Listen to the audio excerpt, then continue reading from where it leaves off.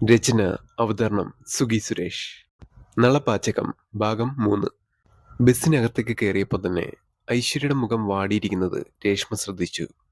അവളോട് എന്ത് പറയണം എന്ന് പോലും രേഷ്മയ്ക്ക് അറിയില്ലായിരുന്നു.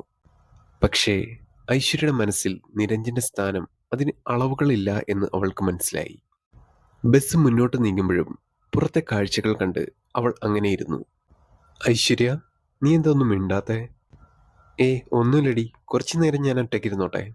എടീ, ഞാൻ നിന്റെ മനസ്സ് വിഷമിപ്പിച്ചിട്ടുണ്ടെങ്കിൽ സോറി. നീ ഇത്രയും കാലത്തോളം ഒരിക്കൽ പോലും ഒന്ന് കണ്ടിട്ടില്ലാത്ത, സംസാരിച്ചിട്ടില്ലാത്ത ആ ആളുടെ ഓർമ്മകൾ മനസ്സിൽ കൊണ്ട് നടക്കുകയാണെന്ന് എനിക്കറിയില്ലായിരുന്നു. ഞാനൊരു കാര്യം ചോദിച്ചാ നീ സത്യം പറയോ? എന്താ? എന്താടി? ഒരിക്കലെങ്കിലും നിങ്ങൾ തമ്മിൽ കാണാനൊരു സാഹചര്യം വന്നാൽ അതൊരു പക്ഷേ ഒരു പ്രണയത്തിലേക്ക് പോകുമോ? ഐശ്വര്യ രേഷ്മയൊന്ന് നോക്കി പുഞ്ചിരിച്ചുകൊണ്ട് പറഞ്ഞു. തീർച്ചയായും. ഐശ്വര്യ, നീ തന്നെയാണോ ഈ പറയുന്നത്? പക്ഷേ രേഷ്മയുടെ ചോദ്യത്തിന് മൗനമായിരുന്നു ഐശ്വര്യയുടെ മറുപടി. എടി, അയാൾ ഉണ്ടാക്കുന്ന ഭക്ഷണം നിനക്കിഷ്ടമാണ്. പക്ഷേ അയാളെ ഇഷ്ടപ്പെടണം എങ്കിൽ അയാളുടെ ക്യാരക്ടർ എന്താണെന്ന് നീ അറിയണം. അറ്റ്ലീസ്റ്റ് അയാൾ എങ്ങനെ ഇരിക്കുന്നു എന്നെങ്കിലും അറിയണ്ടേ? അയാൾ എങ്ങനെ ഇരിക്കുന്നു, ജാതി, മതം, അതൊന്നും എനിക്ക് പ്രശ്നമില്ല. പക്ഷേ എന്നെ മനസ്സിലാക്കുന്ന ഒരാളാണെന്ന് എനിക്ക് തോന്നിക്കഴിഞ്ഞാൽ ഞാൻ ഒരിക്കലും വിട്ടുകളയില്ല. ആ ഒരു സമയം ബസിന്റെ പിറകിൽ കള്ളുകുടി ആഘോഷവും പാട്ട് നടക്കുകയായിരുന്നു. കുട്ടികൾക്ക് സെക്യൂരിറ്റിയായി വന്ന ഫിസിക്സ് സാറ് അടിച്ച് ബോധം തെറ്റി കിടന്നുറങ്ങിയായിരുന്നു. രാത്രിയോടടുക്കുമ്പോൾ ബസ്സിൽ എല്ലാവരും നല്ല ഉറക്കം. കാല് നിലത്തുറയ്ക്കാതെ ആകാശ് രേഷ്മയും ഐശ്വര്യ ഇരിക്കുന്ന ആ ഒരു സീറ്റിനടിയിലേക്ക് വന്നു. എടി രേഷ്മേ, ഇങ്ങോട്ട് എഴുന്നേറ്റ് മാറടി, എനിക്ക് അവളോടൊന്ന് സംസാരിക്കണം. അവൻ അടുത്തേക്ക് വരുമ്പോഴും മദ്യത്തിന്റെയും പുകയുടെ നാർന്ന ഗന്ധം അവളുടെ മൂക്കിലേക്ക് അടിച്ചു. ആകാശം, നീയൊന്ന് പോയേ, അവൾക്ക് തീരെ സുഖമില്ലായിരിക്കുകയാണ്. ഓ പിന്നെ, അവളുടെ ഒരു അസുഖം. എല്ലാം ഞാനിന്ന് മാറ്റിത്തരാം, നീ ഒന്ന് എഴുന്നേറ്റ് മാറടി ആദ്യം. സാറ് കള്ളുകുടിച്ച് ബോധമില്ലാതെ കിടക്കുമ്പോൾ അവന്മാർ അവസരം മുതലാക്കാൻ എല്ലാവരും കൂടെ ഒരുമിച്ച് വന്നു. എടാ ആകാശേ, നീ വെറുതെ അവളെ ശല്യം ചെയ്യണ്ട. അവൾക്ക് മറ്റൊരു ഇഷ്ടമുണ്ട്. അയാൾ നമ്മുടെ സീനിയർ ആയിരുന്നു. അവർ തമ്മിൽ നല്ല പ്രണയത്തിലാണ്. പിന്നെ ഒരു പെണ്ണിനോട് ഇഷ്ടമാണെന്ന് പറയാൻ വരുന്നത് ഇങ്ങനെ കള്ളുകുടിച്ച് 4 കാലിലല്ല. എടി മോളെ, നീ കൂടുതലൊന്നും ഇങ്ങോട്ട് പറയാൻ നിൽക്കണ്ട കേട്ടോ. അവൾക്ക് ഇഷ്ടമല്ല എങ്കിൽ അവള് പറയട്ടെ, എന്നാ ഞാൻ പൊക്കോളാം. അവരെല്ലാരും കൂടി ആ ഒരു സീറ്റ് വളഞ്ഞപ്പോ അപ്പുറത്തും ഇപ്പുറത്തും ഇരിക്കുന്നവർ എന്താ സംഭവം എന്ന് എത്തി നോക്കുന്നുണ്ട്. ആകാശ് പ്ലീസ്, എനിക്ക് മറ്റൊരു ഇഷ്ടമുണ്ട്. അത് 3 വർഷമായിട്ട് എൻ്റെ മനസ്സിലുള്ളത് തന്നെയാണ്. ദയവ് ചെയ്ത് എന്നെ ബുദ്ധിമുട്ടിക്കരുത്. അത് പറഞ്ഞു കഴിഞ്ഞ് അവൾ സ്വല്പം ദേഷ്യത്തോടെയും ഗൗരവത്തോടെയും പുറത്തേക്ക് നോക്കിയിരുന്നു. കൂട്ടമായി വന്നവർ എല്ലാരും കൂടി ഇരുന്നിരുന്ന സീറ്റിൽ അതേപോലെ പോയിരുന്നു. ടൂർ കഴിഞ്ഞ് ബസ് അപ്പോഴത്തേക്കും കോളേജ് എത്തിയിരുന്നു. വീട്ടിലെത്തിയപ്പോൾ ഐശ്വര്യയുടെ മുഖത്തൊരു സന്തോഷമുണ്ട്. അയാളെ നേരിൽ കാണാൻ പറ്റിയില്ലെങ്കിലും എവിടെയാണെന്നുണ്ടെങ്കിലും അറിയാൻ പറ്റിയല്ലോ. അവൾ ആ ഹോട്ടലിൽ നിന്ന് ഇറങ്ങുന്ന സമയത്ത് തന്നെ ആ ഒരു സ്ഥലത്തിന്റെ പേരും ഹോട്ടലിന്റെ പേരും അതിങ്ങനെ നോട്ട് ചെയ്തു വെച്ചിരുന്നു. ഇനി ആകെയുള്ളൊരു മാർഗം കത്തുകൾ അയക്കുക എന്നത് തന്നെയാണ്.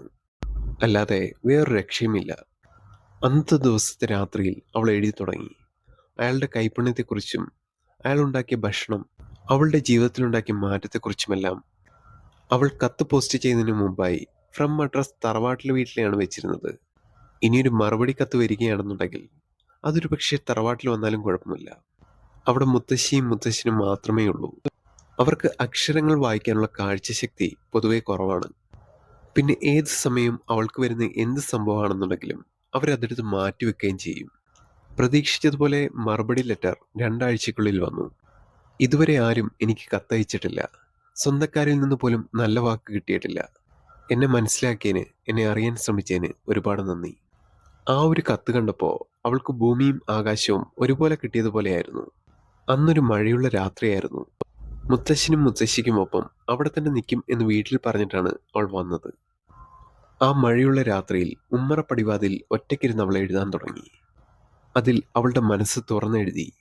ഇത്രയും കാലം അയാളോട് പറയാൻ ബാക്കി വെച്ചതെല്ലാം എല്ലാം അതിലുണ്ടായിരുന്നു. മറുപടി കത്ത് വരും എന്നുള്ള ദിവസങ്ങളിൽ അവൾ തറവാട്ട് വീട്ടിലേക്ക് വരും. നിരഞ്ജിന്റെ ഓരോ കത്തുകളും അവൾക്ക് മൂല്യമുള്ളത് തന്നെയായിരുന്നു, സ്വർണത്തേക്കാൾ മൂല്യമുള്ളത്. പിന്നീട് കത്തുകൾ പരസ്പരം അവർ രണ്ടുപേരെയും മനസ്സിലാക്കി തുടങ്ങിയിരുന്നു. കത്തുകളിലൂടെ അവർ പരസ്പരം പ്രണയിക്കാൻ തുടങ്ങിയിരുന്നു. ഓരോ കത്തുകളുടെ വരവിനായി തറവാട്ടിലെ പടിവാതിൽ അവൾ കാത്തു നിൽക്കാൻ തുടങ്ങി. പിന്നീട് മറുപടി കത്തുകളൊന്നും വരാതെയായി. മറുപടി വരാതെയായപ്പോൾ ഐശ്വര്യയുടെ മനസ്സ് വല്ലാണ്ട് അസ്വസ്ഥമായി. കുറച്ച് നാളുകൾക്ക് ശേഷം ഒരു കത്ത് വന്നു. അതിൽ എഴുതിയിരുന്നത്, നിങ്ങൾ ഈ അഡ്രസ്സിലേക്ക് ഇനി കത്തുകൾ അയക്കേണ്ട. ആ ഒരു വ്യക്തി ഇവിടെ നിന്നും ജോലി രാജിവെച്ച് പോയിട്ട് മാസങ്ങളായി. അത്രയും നാൾ തനിക്ക് ഉണർവ് തന്നിരുന്ന കത്തുകൾ പെട്ടെന്ന് ഇല്ലാതായപ്പോൾ ഐശ്വര്യ ഒരു ഡിപ്രഷൻ സ്റ്റേജിലേക്ക് പോവുകയായിരുന്നു. എല്ലാത്തിനോടും ദേഷ്യം, വിഷമം, ഒന്നിനോടും ഒരു താല്പര്യമില്ലാത്തൊരവസ്ഥ. ദിവസങ്ങൾ കഴിഞ്ഞുപോയി. നിരഞ്ജന്റെ കത്തുകൾ വരും എന്ന പ്രതീക്ഷയിൽ അവൾ കൂടെ കൂടെ തറവാട്ടിലേക്ക് പോകും. പക്ഷേ നിരാശയല്ലാതെ മറ്റൊന്നുമില്ലായിരുന്നു. ഐശ്വര്യ, വേഗം റെഡിയാവ്. ഇന്ന് അച്ഛന്റെ പാർട്ട്ണറിന്റെ വീട്ടിലേക്ക് വിളിച്ചിട്ടുണ്ട്. അച്ഛൻ നിന്നോട് റെഡിയാക്കാൻ പറഞ്ഞിട്ടുണ്ട്. ഞാൻ വരുന്നില്ലമ്മേ. അവൾക്ക് അച്ഛൻ പറഞ്ഞാൽ അതിനൊരിക്കലും എതിർപ്പ് പറയാൻ പറ്റില്ല. അവൾ റെഡിയായി പതുക്കെ അവർക്കൊപ്പം പോയി. ചെന്നപ്പോൾ തന്നെ നല്ല സ്വീകരണവും കാര്യങ്ങളൊക്കെ ആയിരുന്നു. എല്ലാവരും അന്നത്തെ ദിവസം ഒരുമിച്ച് കൂടാൻ തന്നെയായിരുന്നു തീരുമാനിച്ചിരുന്നത്.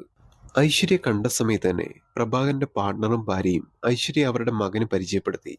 അവരുടെ മകൻ അവളെയൊന്ന് നോക്കിയാലോ എന്നുള്ളൊരു ആലോചനയും മനസ്സിലുണ്ടായിരുന്നു. അവളൊട്ടും താല്പര്യമില്ലാതെ, സന്തോഷമില്ലാതെ അവിടെ ഒരു മൂലയ്ക്ക് മാറിയിരുന്നു. വരൂ വരൂ, എല്ലാവർക്കും ഭക്ഷണം കഴിക്കാം. എല്ലാവരും ഒരുമിച്ച് ടേബിളിന്റെ ചുറ്റും ഇരുന്നു. കുറച്ച് സമയം കഴിഞ്ഞപ്പോൾ ഒരാൾ അടുക്കളയിൽ നിന്ന് വന്ന് ഭക്ഷണം എല്ലാവർക്കും വിളമ്പി. അയാളുടെ മുഖം പെട്ടെന്നാരും ശ്രദ്ധിച്ചില്ല. ശേഷം അയാൾ അകത്തേക്ക് പോയി. എല്ലാവരും ഭക്ഷണം കഴിക്കാൻ തുടങ്ങി. പെട്ടെന്ന് തന്നെ ഐശ്വര്യയുടെ അമ്മ, ആഹാ, ഫുഡ് കൊള്ളാലോ. ഇത് പുറത്തുനിന്ന് വാങ്ങിച്ചാണോ? അല്ല, ഇപ്പൊ വന്ന ആളുണ്ടാക്കിയതാ. ഐശ്വര്യ ആ ഒരു നിമിഷം ഭക്ഷണം വാരി വായിൽ വെച്ചു. അതേ രുചി, അതേ ഗന്ധം. അവൾ മനസ്സിൽ പറഞ്ഞു, നിരഞ്ജൻ. പക്ഷേ അവൾ അപ്പോഴൊന്നും പുറത്ത് കാണിക്കാതെ ആ ഒരു ഭക്ഷണം മുഴുവൻ കഴിച്ചു. എല്ലാവരും കഴിച്ചു കഴിഞ്ഞ് ഓരോ കാര്യങ്ങൾക്കായി പിരിഞ്ഞപ്പോൾ അവൾ അടുക്കളയിലേക്ക് നടന്നു. അവൾ അടുക്കളപ്പടിവാതിൽ നിൽക്കുമ്പോൾ അവളുടെ കണ്ണുകൾ നിറയുന്നുണ്ടായിരുന്നു. അത് കണ്ടതും അയാൾ പെട്ടെന്ന് അവളെ ശ്രദ്ധിച്ചു. സുന്ദരിയായ ഒരു പെൺകുട്ടി നിറകണ്ണുകളോടെ അയാളുടെ മുന്നിൽ നിൽക്കുന്നു. പെട്ടെന്ന് അയാൾ, എന്തേലും കുഴപ്പമുണ്ടോ? നിരഞ്ജൻ എന്നവൾ പറഞ്ഞു. എന്നെ എന്നെ എങ്ങനെ അറിയാം? നിങ്ങളുണ്ടാക്കുന്ന ഭക്ഷണത്തിന്റെ രുചിയും മണവും മനപ്പാടമാക്കിയവളാണ് ഞാൻ, ഐശ്വര്യ. പെട്ടെന്ന് അവൾ അയാളെ ഒരു നിമിഷം കെട്ടിപ്പിടിച്ചു. നിങ്ങളുടെ ഒരു കത്തിനു വേണ്ടി ഞാൻ എത്രമാത്രം കാത്തിരുന്നു എന്നറിയോ? കൂടെ കൂടെ അവൾ വിഷമങ്ങൾ പറയുമ്പോഴും അയാളെ കണ്ടതിന്റെ സന്തോഷവും അവളുടെ മുഖത്തുണ്ട്. ആ ഒരു സമയം വർഷങ്ങളോളം അവൾ കാത്തിരുന്ന ഒരു നിമിഷമായി മാറി.